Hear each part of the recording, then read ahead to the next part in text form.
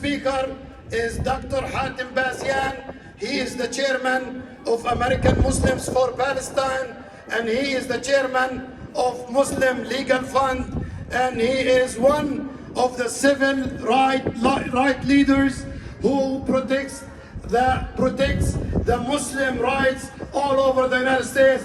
Please welcome Dr. Hatem Bazian. Assalamu alaikum. I stand on this land of the indigenous people, a land that have suffered multiple genocides and erasure.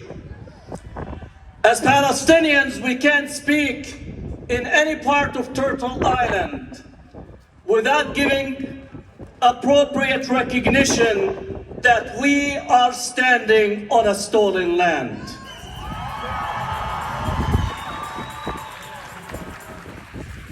Also, this month is the month of February, the shortest month of the year, but it's also Black History Month. Our Black brothers and sisters arrived into this country as cargo in the hulls of ships. Yet they have been able, time and time again, to rise up, to struggle, to resist, to define the moral, ethical trajectory of this country. We could speak of Martin Luther King, Malcolm X, Harriet Tubman, Angela Davis, Black Lives Matter. When we speak today, we are speaking on the shoulders of those who defined and continue to redefine what America possibility it is. Now we're here in the streets of Austin, but we're speaking to the streets of Gaza, Khan Yunis, Shuja'iyya. We're speaking to those in Nablus, in Jenin, Tol Karim, Haifa, Akka, and every place. And we say unequivocally, for those who make themselves unable to hear, that Palestine will be free.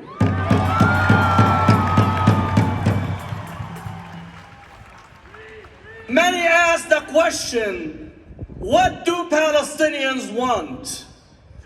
Some say it's complicated. Again, nuclear physics is complicated. Fuzzy math is complicated. Having a recipe that comes out right is complicated. There is nothing complicated about the demand and the desire for justice and liberty. Palestinians for 100 years have been demanding, struggling, fighting, resisting for freedom. Freedom! Freedom is what the Palestinians want. Now, history is very important for us. It is not coincidental that South Africa is the country that takes Israel to the International Court of Justice. It is not coincidence.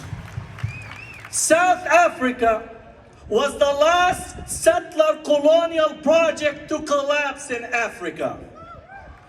When Nelson Mandela came out of that jail, that was the end of settler colonialism in the continent of Africa. From the 1884 Berlin Conference to the key that opened the jail doors, which many of us in this country and across the world were in the streets, but those in the halls of power were cooperating with South Africa. It is not coincidence. We need to understand, Palestine was the last settler colonial project to be commissioned, not in 1948, but in 1917. Palestine was colonized in 1917 by a country that was called Great Britain.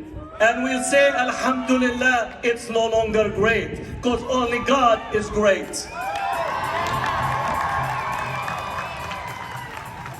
Great Britain at the time was not concerned about the Arabs. And don't let Johnny come lately talking about anti-Semitism. They had no love for the Jews or love for the Arab Palestinians and Muslims. The only thing that they care about, and they continue to care about today, is the mighty dollar and the mighty pound. They wanted to secure their trade route through the Red Sea and the Suez Canal. Let me tell you about Great Britain. Have you ever seen their weddings? I have never seen a drug cartel and a criminal enterprise show all of the things that they have stolen. Britain took $45 trillion worth of wealth from India. When they arrived to India, India was accounting for 24% of the global GDP. When they left it, they reduced it to 3% of the GDP. When you visit the Louvre or the British London Museum, you're actually going to see the den of thieves. Ali Baba and the 40 thieves. Ali Baba is sent to Guantanamo Bay, and the 40 thieves are displaying what they stole from the global south.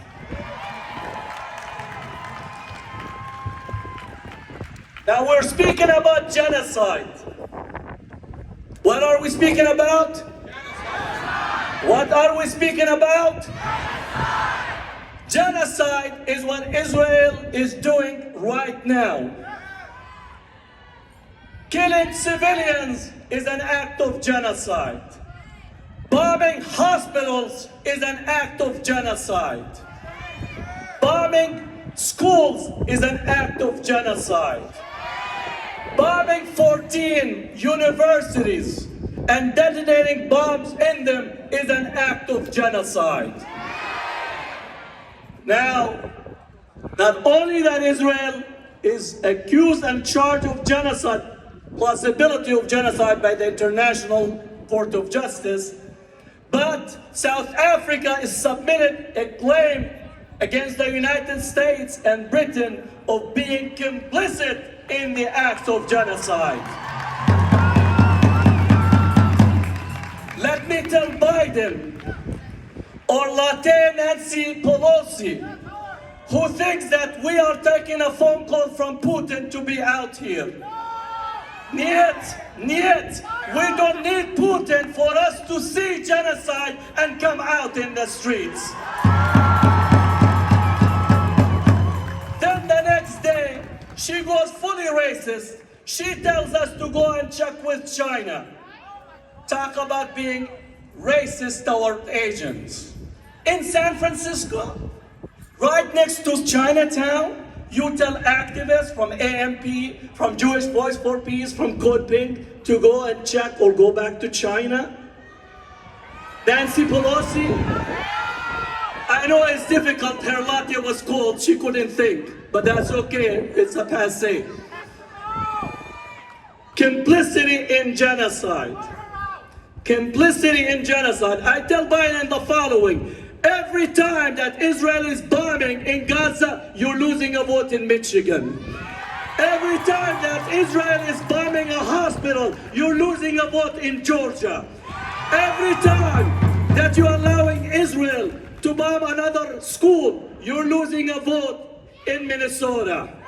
Every time that you're sending weapons and aid to Israel, you're losing all of our voice. We are not gonna vote for a genocide, Joe. And you cannot try to play around, because again, I need to talk to some of the Muslims in here, that we're gonna actually get Muslims, we're gonna work on Islamophobia. Sending weapons to Israel is Islamophobia, Mr. President. And if you can select a few Muslims that think that adab, courtesy of not insulting somebody that is committing to genocide, that is going to challenge them up, we are not being silent. Gaza transformed Muslims, Arabs, Palestinians, our Jewish brothers and sisters, transforms the whole world. People are courageous. People are coming out to challenge power. People are no longer accepting the unacceptable, witnessing genocide by the minute. The first time in history that genocide is being live streamed. So we'll tell you, we are not going to accept trying to give us crumbs on a table that is not set by us. We need to be not only on the table, but we need to decide the menu. We need to be in the kitchen cooking. We need to renovate the whole White House because it needs to be a black house before it is actually a White House.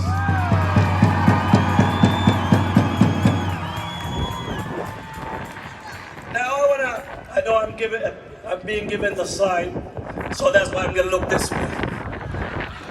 I love you. His name is Hatem and my name is Hatem. To have two Hatems on the same stage is special, so I'm gonna look the other way.